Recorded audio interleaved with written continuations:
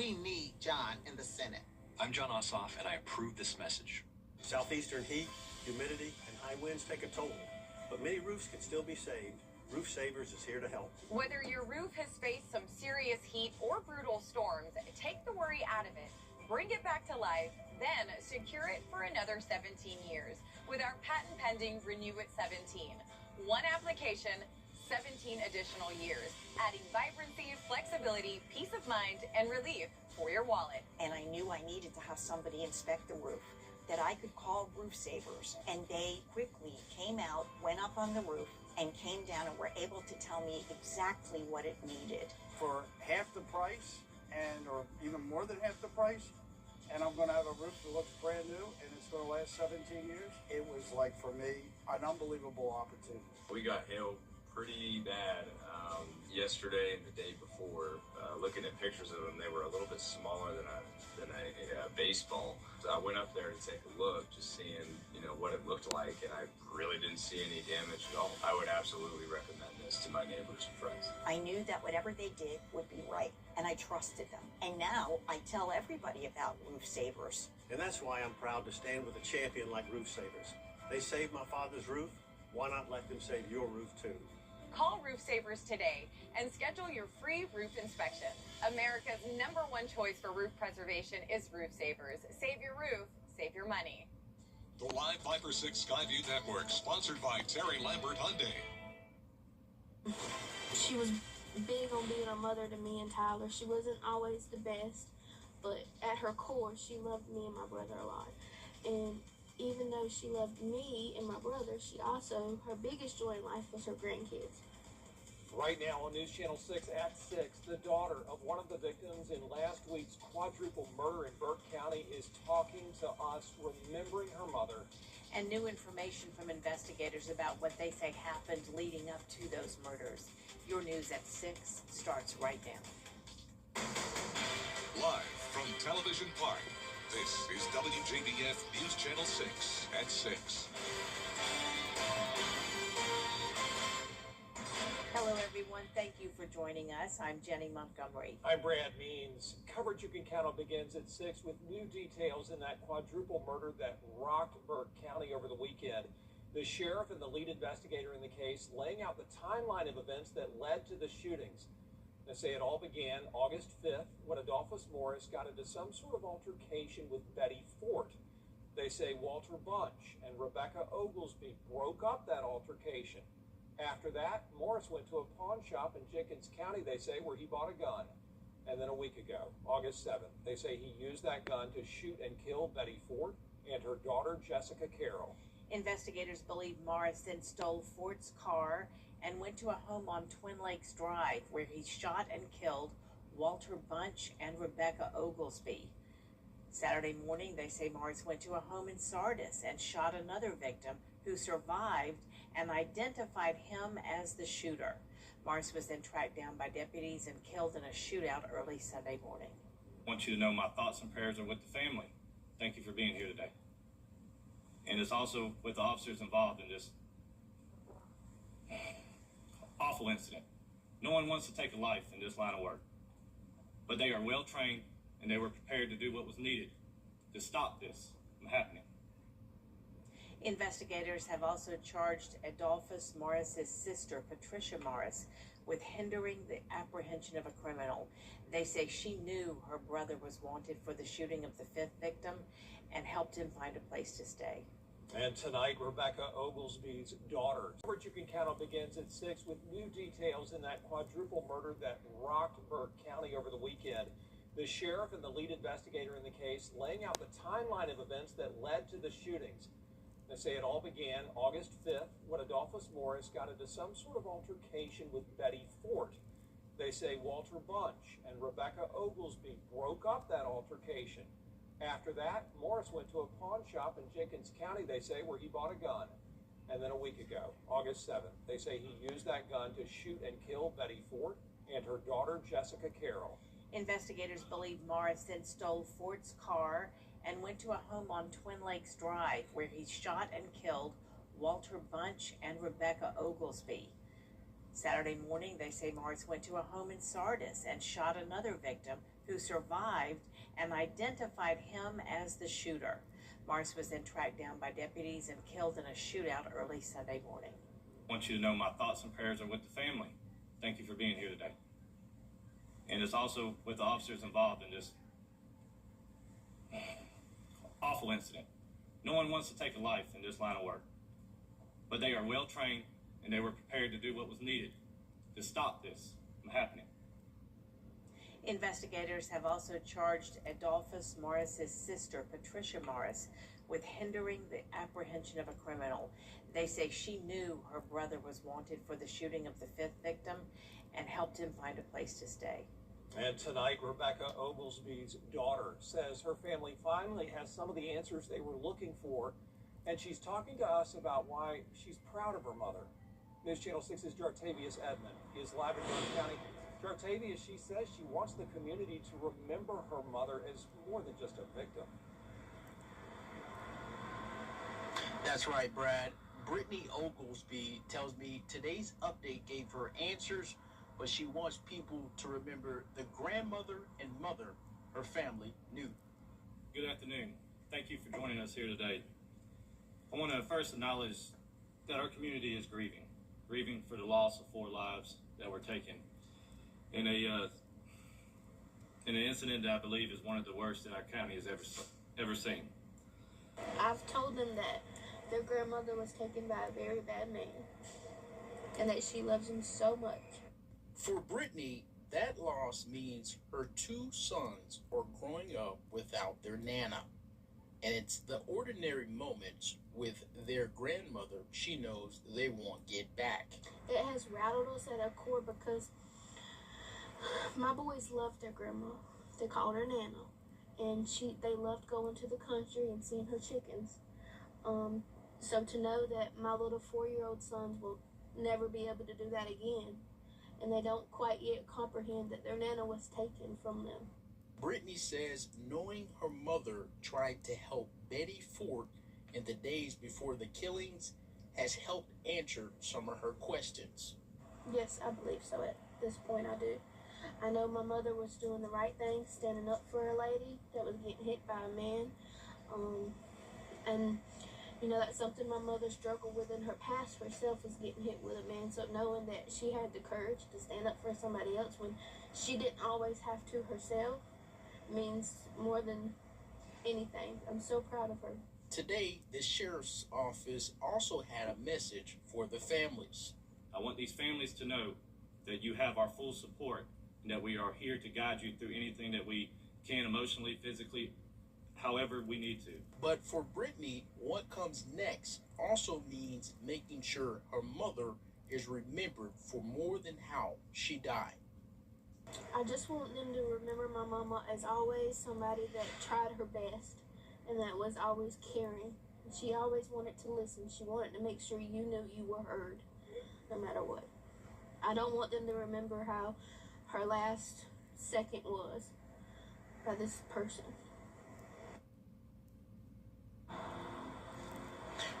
Brittany says her family has answers. Now she wants people to remember her mother's life. We're live in Burke County. Jartavius Edmond, WJBF, News Channel 6.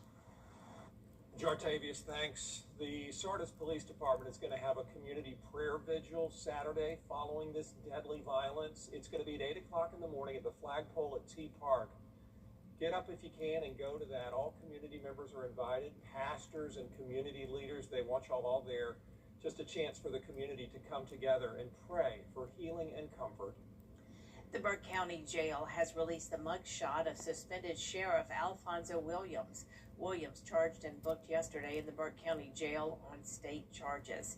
He's facing 2 counts of theft by conversion and 2 counts of making a false statement. Williams was granted a $25,000 bond, which he posted. He's also facing 6 federal charges. Well, if you've been outside today, you know it is toasty, to say the least. And we can expect more very hot weather this weekend. Here's Chief Meteorologist Jennifer Trust. That's exactly right. A very hot and humid end to the work week, and some of us are dealing with some storms as well. Here's live Viper 6, most of that activity in the northern portion of our viewing area, and some of our western counties seeing some stronger storms push in. We have a special weather statement until 6:30 p.m. That's for a portion of Taliaferro County, Hancock, and Warren County. For this storm here, producing frequent lightning, heavy rain, and the possibility of wind gusts up to 40 miles per hour. So to the north of Augusta, we have some pockets of heavy rain, lightning in Edgefield County as well. One shower in southern Richmond County, and then heavy rain and lightning that has been impacting eastern Aiken County. That's now pushing outside of our viewing area. And speaking of outside of our viewing area, here's a look at the South Carolina coastline. Some storms to the northwest of Edisto Beach, and that's where I take you now on our Terry Lambert Hyundai Skyview cam. Very windy with those approaching storms, but a great day to be out by the water to get some heat relief. Now, we actually weren't as hot as some surrounding areas in Augusta today, and that's because we had a shower earlier, so we only topped off at 94 degrees, but when you factor in the humidity, it was feeling just as hot in Augusta. We're up to 99 in McCormick and Lincolnton with that heat index up to around 111. I'll have more details on the weekend heat coming our way and the full forecast, but back to you, Jenny. All right, Jenna, thanks. An arrest tonight in a fentanyl-related death in Edgefield County. Anthony Jimenez is charged with fentanyl-induced homicide.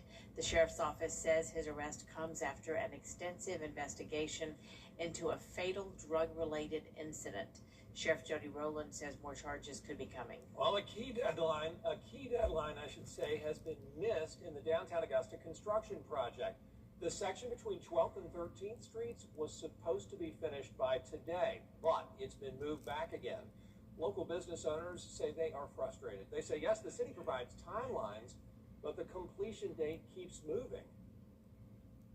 The city's not doing its due diligence to commit to the timelines, follow through on those timelines, or even communicate with us thoroughly so that we can do our due diligence on our side to communicate with our guests that, hey, our, in front of our restaurant is closed. There's just a failure to communicate. Business owners tell us they've been told the finish date for that part of Broad is now the end of this month. The full project is set to be finished in early 2027. The judge in the Alec Murdaugh case has made a big ruling on his retrial. We're going to have the latest on that case coming up next on News Channel 6 at 6. Next, move-in weekend at the University of South Carolina. More than 9,000 students coming to campus. More than 5,000 of them are expected to move in tomorrow. Students say they are grateful to catch a break when they can from this heat when they get inside those air-conditioned dorms. And university workers, they say, have been a huge help. Listen to what they're saying because they know what they're doing, and it's very well organized. Definitely use the carts because it makes it a lot easier. Carts are definitely a big help. Most students say the university made the move-in process easy, and that's nice in this heat to get some help. Yeah, and the heat's not going anywhere, Jenna. No, it's going to be a toasty night for some baseball. Here's a look at your Green Jackets first forecast. First pitch at 7:05. They're taking on the Charleston River Dogs again. It'll be 90 at 7 p.m., then only going down to 88 at 8 p.m. Light winds out of the west-southwest. Mostly clear skies. Not expecting any more rain tonight in North Augusta. I'll have more details on that when we return. At Science Co., our Go Labor Day sale starts now. I think this is my favorite. Okay, what do you think of this one? From design and products to removal and installation, Rebath is with you through every step of your remodel. Call us or visit rebath.com and save $1,000 off your complete bathroom remodel. You can't always choose the weather, but you can choose your weather app. Go with the most accurate and most trusted, the Live Viper 6 mobile app. Download it today. Now, your most accurate forecast with WJBF Live Viper 6. Welcome back. Here's some viewer photos sent in by Thomas Leo Rich III. He's from Evans, Georgia, but he was actually on the east coast of Spain a couple nights ago, and he caught the solar eclipse. Beautiful photos he shared with me. I'm so jealous, and unfortunately, if you're jealous of him as well, unfortunately, we will not have another total solar eclipse here in the CSRA until 2078. It'll be on May 11th, though, so be sure to mark your calendars for that. And speaking of the sun, it's feeling like we are very close to the sun here in the CSRA, and it's going to stay that way over the next several days to come. Our current temperatures are in the low 90s to even 100 degrees. We're picking up on some of those triple digits on our Live Viper 6 neighborhood network powered by Tempest, and we're also picking up on some storms. We now have a special weather statement for Edgefield County and northern Aiken County. This is until 6:45 p.m. That's for the threat of up to 50-mile-per-hour wind gusts. We also have that heavy rain and frequent lightning. Please be careful if you're by the lake. Definitely a strong storm there. We also have a severe thunderstorm warning now for far southeastern Aiken County. That's just outside of Wagner and Perry. The strongest part of this cell is still outside of our viewing area, but it is moving a little bit up towards the north and then over towards the western half of our area. Special weather statement until 6:30 for Tolliver County. Up to 40-mile-per-hour wind gusts possible there. So many places are dry, but we have these hit-or-miss showers and storms around. Our Terry Lambert Hyundai Skyview cam showing that downpour in the distance. This is from Wellstar MCG Health. It's feeling like 108 degrees out there, and this heat is sticking around. We have this strong ridge of high pressure, and that means a steamy setup as we head into the weekend. 30% rain chances both Saturday and Sunday with highs at 98 degrees, and all of us are under a heat advisory. Actual temperatures will be around 95 to 99 degrees, and then that humidity is going to make it feel like 110. So heat advisory in effect now through 8 o'clock tomorrow. So your day planner showing 93 by noon, then up to 98 at 4 p.m. with that heat index rising. We also have a marginal risk of excessive rainfall for the entire area tomorrow and a marginal risk of severe weather as well. So here's our futurecast tonight. Still some hit or miss showers and storms around over the next couple of hours. Then we'll be dry overnight going into our Saturday morning, but please be aware that some pop-up showers and storms could develop tomorrow afternoon. It's not going to be a washout, but it will be very similar to how it was today, and any storms that do develop could cool us down in some spots. So we'll be watching that for your Saturday, and then again on Sunday, that 30% chance of storms down to 20% on Sunday and Monday. High temperatures getting up to 99 degrees then. And now congratulations to today's umbrella winner. That is Lisa Brown from Augusta. Lisa, you can pick up your umbrella here at the station and sign up to win yours on WJBF.com. Thanks, Jenna. See why Bathfitter is American. Deal and a great deal more. Every hero needs a sidekick, especially for tasks like roofing. Leave that up to us, the professionals. Roof located. So you can do main character things, like the dishes. So did you fix the roof? Oh, you know it. Just another day of being your superhero. And the laundry? If your roof needs fixing, Call Mr. Hicks.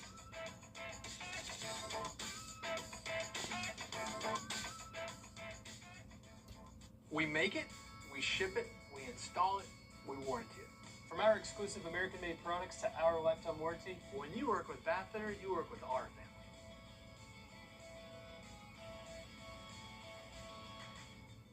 The CSRA's favorite news app is now even better with easier access to local news, weather, and live streaming video. Download the News Channel 6 mobile app. Now, WJBF sports coverage you can count on. Well, the football season is officially here for our GIAA teams. The Westminster Wildcats squaring off against another local team in Thomas Jefferson Academy. Ellison Hubbard is live at Westminster High School with the latest. Hey, Ellison. Gianna, football is back. It's in the air.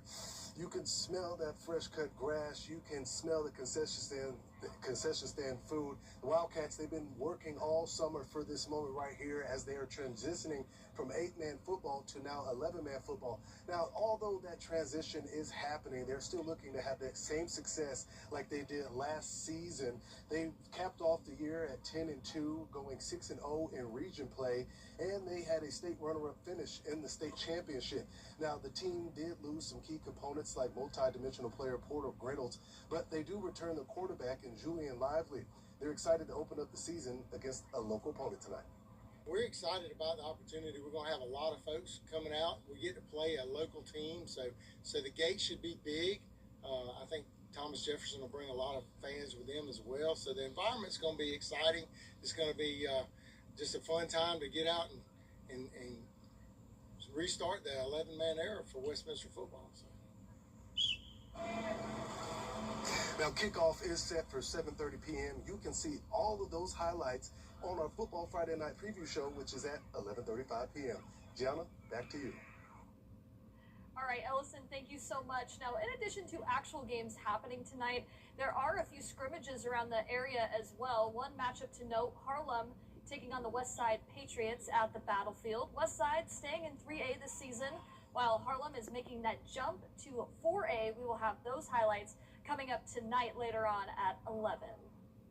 Well, over to the NFL, the Atlanta Falcons open up their preseason against the Denver Broncos tonight. First-year head coach Kevin Stefanski officially named Tua Tagovailoa as their starting quarterback for tonight's game. He's excited for the challenge of going up against a tough squad like Denver.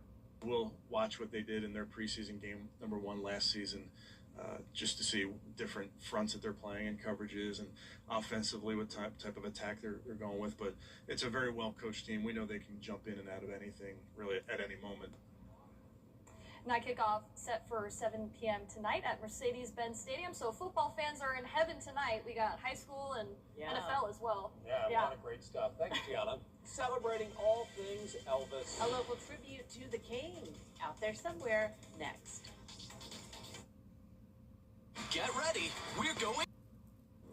Sunday will mark an important day for rock and roll fans, the 49th anniversary of the death of the King, Elvis Presley. He may be gone, but his memory lives on. And back in 2017, we introduced you to a local woman who talked about her love for Elvis, a classic out there somewhere, with George Escala.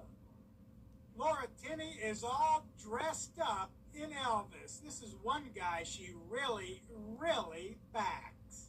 He was the greatest entertainer that ever lived. He was the entertainer of the century.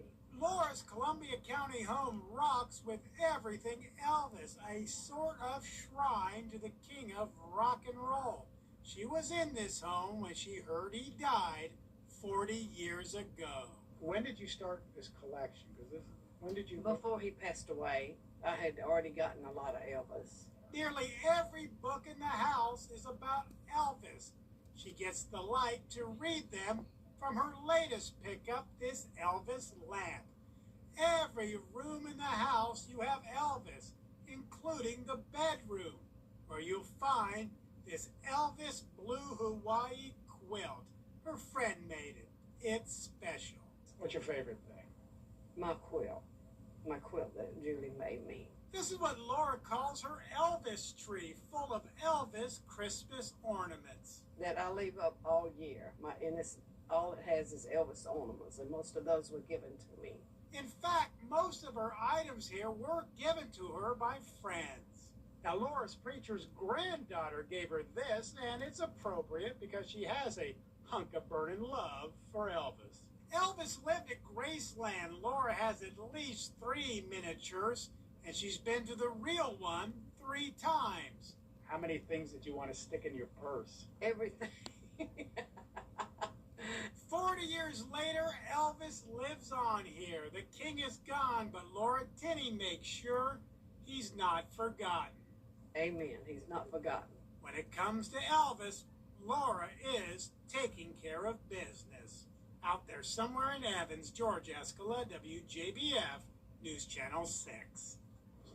Well, it's going to be burning hot this weekend. Highs in the upper 90s, 98 degrees Saturday and Sunday, then 99 on Monday, and the heat continues all of next week.